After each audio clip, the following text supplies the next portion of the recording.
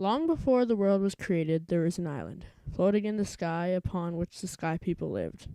They lived quietly and happily. No one ever died or was born or experienced sadness. However, one day, one of the sky women realized she was going to give birth to twins. She told her husband, who flew into a rage. In the center of the island there was a tree which gave light to the entire island since the sun hadn't been created yet. He tore up this tree, creating a huge hole in the middle of the island. Curiously, the woman peered into the hole far below, which she could see the waters that covered the earth. At that moment, her husband pushed her. She fell through the hole, tumbling towards the waters below.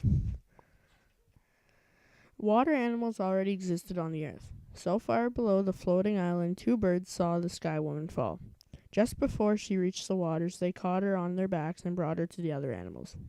Determined to help the woman, they dove into the water to get mud from the bottom of the seas. One after another, the animals tried and failed. Finally, Little Toad tried, and when he reappeared, his mouth was full of mud. The animals took it and spread it on the back of the big turtle. The mud began to grow and grow and grow until it became the size of North America. Then the woman stepped onto the land. She sprinkled dust into the air and created the stars. Then she created the moon and sun. The Sky Woman gave birth to two twin sons. She named one Sapling. He grew to be kind and gentle.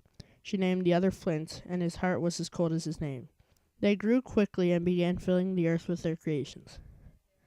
Sapling created what is good. He made animals that are useful to humans. He made rivers that went two ways, and into these he put fish without bones. He made the plants that people could eat easily. And if he was able to do all the work himself, there would be no suffering. Flint destroyed much of Sapling's work and created all that is bad. He made the rivers flow only in one direction. He put bones and fish and thorns on berry bushes. He created winter, but Sapling gave it life so that it could move on to give way to spring. He created monsters which his brother drove beneath the ground. Eventually, Sapling and Flint decided to fight till one conquered the other. Neither was able to win at first, but finally Flint was beaten.